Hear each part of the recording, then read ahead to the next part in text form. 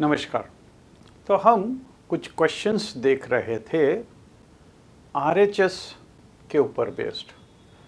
अब हम कुछ क्वेश्चंस देखें जो कॉम्बिनेशन में होंगे। उसमें एसएएस भी होगा, आरएचएस भी होगा, एएसए भी होगा, है ना, एसएसएस भी होगा। तो ये क्वेश्चन उसी तरह का है। Let us do this. You want to show that triangle ART मतलब art is congruent to pen. तो ART is congruent to PEN. ART and PEN, है ना, अच्छे नाम है ना। तो इन दोनों को हमको congruent प्रूव करना है। इसमें first, if you have to use SSS criterion, then you need to show। अब हमको क्या क्या चीज़ें इसमें प्रूव करनी पड़ेगी अगर हमको SSS थ्योरम यूज़ करनी है। अब देखिए, ये लिखा हुआ है ऑलरेडी कि ये ट्रायंगल्स कॉन्ग्रुएंट प्रूव करना। अब देखिए, उसके लिए यहाँ पे अगर साइड हम AR लेते हैं, ये AR, तो यहाँ पे PE लेना पड़ेगा। तो देखिए, ये अगर AR है तो यहाँ पे PE लेना पड़ेगा। अगर RT लेते हैं तो यहाँ पे EN लेना पड़ेगा। तो यहाँ पे RT है तो यहाँ पे EN हो गया। और अगर AT मतलब यहाँ से ये AT, तो यहाँ पे PN हो जाएगा। This will be PN। ठीक है। तो यहाँ पे कॉरस्पॉन्डिंग साइड्स वो इक्वल होनी चाहिए। वो ट्रायंगल ऑलरेडी कॉन्ग्रुएंट दिया हुआ है, तो हमको उस हिसाब से इसकी साइड्स लेनी पड़ेगी। ठीक है। अब दूसरा देखें, if it is given that angle T is equal to angle N। अब देखिए, हम अगर इस फिगर पे आए, एंगल T, तो ये angle T is equal to angle N, ये अगर दिया हुआ हो, ठीक है। And you are to use SAS criteria.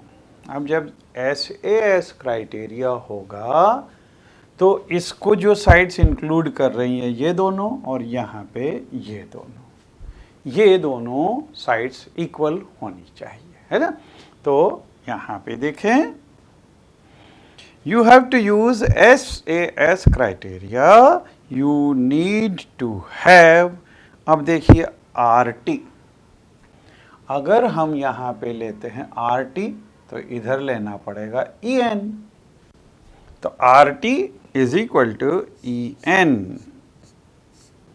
फिर दूसरी साइड PN, अगर देखिए ये EN और ये RT हो गया, है ना, ये इसके बराबर। और यहाँ पे अगर PN लेते हैं तो यहाँ पे हमको लेना पड़ेगा AT।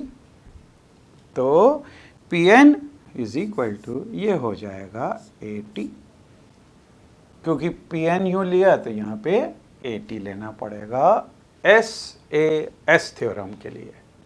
ठीक है। अब आगे third part, it is given that AT is equal to PN।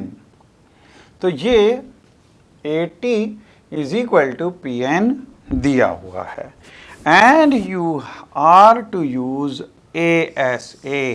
आप देखिए यहाँ पे ये AT और PN ये इक्वल हैं। अगर हमको ASA यूज़ करना है तो ये साइड्स के जो बगल वाले दोनों आर्म इधर वाले एंगल्स हैं वो दोनों आपस में इक्वल होने चाहिए। तो अगर हम AT ले रहे हैं तो यहाँ पे एंगल A ये P के बराबर होना चाहिए और एंगल T वो n के बराबर होना चाहिए। तो यहाँ पे देखें, यू नीड टू हैव, अब यहाँ पे हमको एंगल्स लिखने पड़ेंगे। Angle A is equal to angle P, angle A is equal to angle P, and second will be angle T is equal to angle N. Angle T is equal to angle N, है ना। तो ए से अगर use करना है तो हमारे पास में ये चीज होनी चाहिए, ठीक है। तो यहाँ पे इस क्वेश्चन के अंदर हमने SAS भी यूज कर लिया, ASA भी यूज कर लिया और SSS भी यूज कर लिया, ठीक है। अब चलते हैं अगले क्वेश्चन के लिए। In the figure the two triangles are congruent, तो यहाँ पे दो ट्राइंगल्स कॉन्ग्रुएंट हैं। The corresponding parts are marked, तो वो ऑलरेडी मार्क किया हुआ है। इसमें अगर हम देखें तो ये एंगल R ये W के बराबर है। सेकेंड एंगल A, तो यहाँ पे सेकेंड एंगल O दिया हुआ है। एंगल T थर्ड एंगल, यहाँ पे ये थर्ड एंगल, यहाँ पे ये एक साइड इस साइड के बराबर, ये दूसरी साइड इस दूसरी साइड के बराबर दी हुई है। We can write triangle RAT is congruent to, अब देखिए यहाँ पे RAT इज कॉन्ग्रुएंट टू, तो देखिए यहाँ पे R फर्स्ट एंगल है, तो यहाँ पे फर्स्ट एंगल W है। तो यहाँ पे हमको लिखना पड़ेगा ट्रायंगल, इसमें R तो यहाँ पे W, और सेकेंड एंगल है A, तो यहाँ पे सेकेंड एंगल हो गया O, और तीसरा एंगल यहाँ पे T, तो इधर N।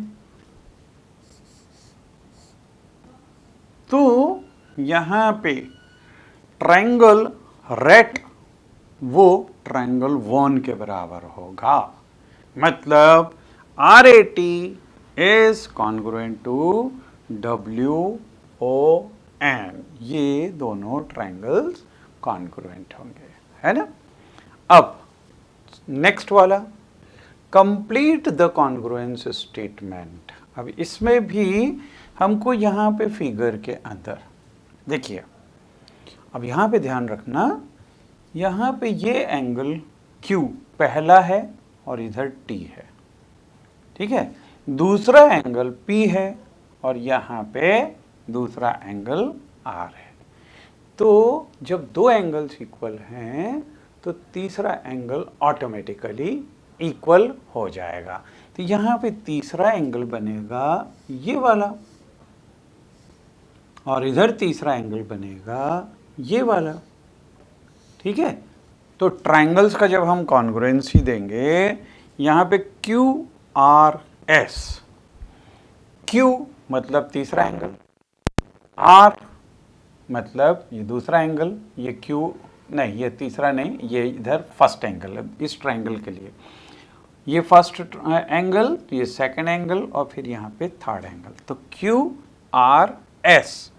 तो हमको यहाँ पे लिखना पड़ेगा Q फर्स्ट एंगल, इधर अगर Q लिया तो इधर T लेना पड़ेगा, देन सेकेंड एंगल R, तो यहाँ पे सेकेंड एंगल P, तो TP, और थर्ड एंगल Q, TPQ। तो triangle QRS will be congruent to triangle TPQ। तो इस तरह से फिगर में अगर कॉरस्पॉन्डिंग साइड्स और एंगल्स दिए हुए हों तो हम ट्रायंगल्स को कॉन्ग्रुएंट किस ऑर्डर में लिखना है ये हमको आना चाहिए। फर्स्ट एंगल, सेकेंड एंगल, तो उसका ऑर्डर जो वर्टाइसेस हैं उसी हिसाब से लिखे जाने चाहिए, ठीक है, चलिए अगला last question, explain why triangle ABC is congruent to FED.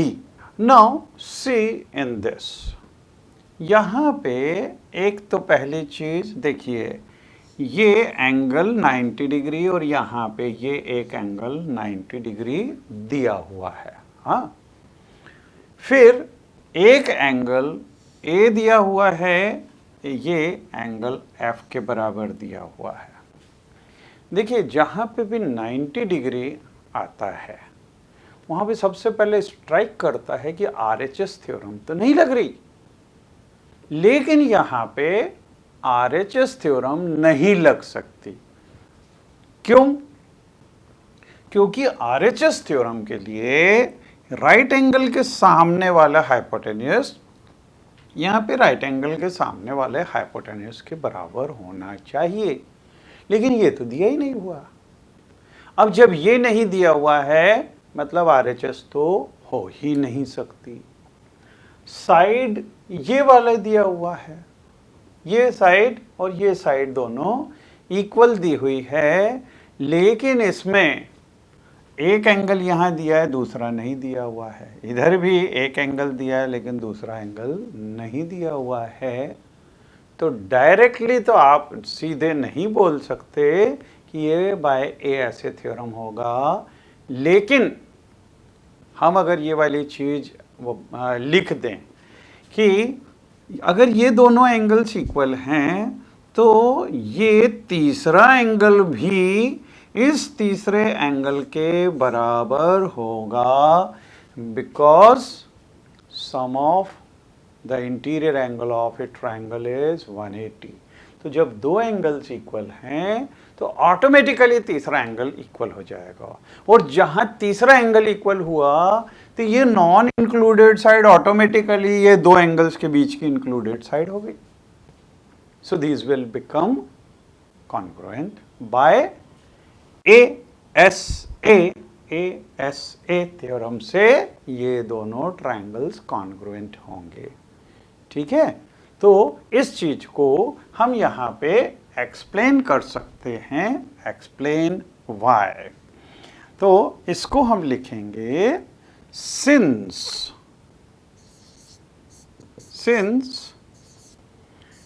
Angle A is equal to angle F,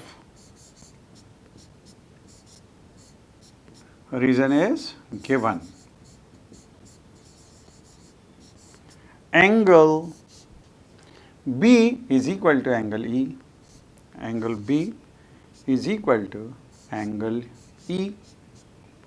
This is also given.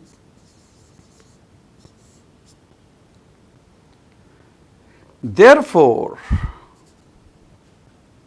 third angle C, third angle C will be equal to third angle D. What is the reason for this? Because sum of interior angle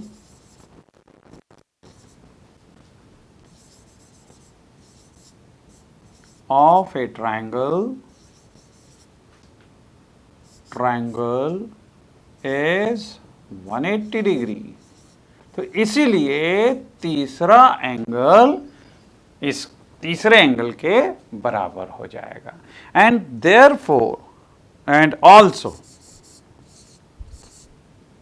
it is given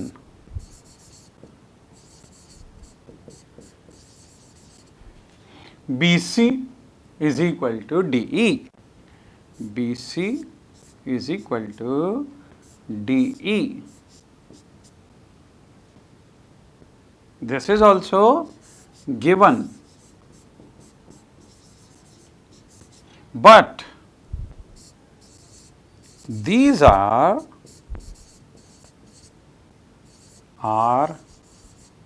included sides. Sides between two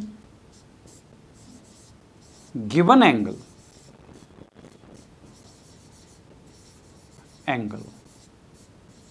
angles.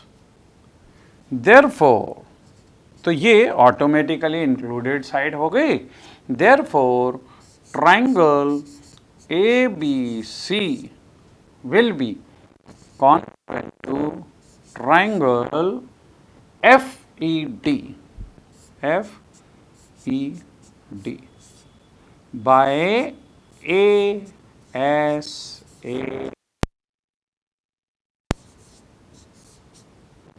तो ये दोनों congruent होंगे bye ASA.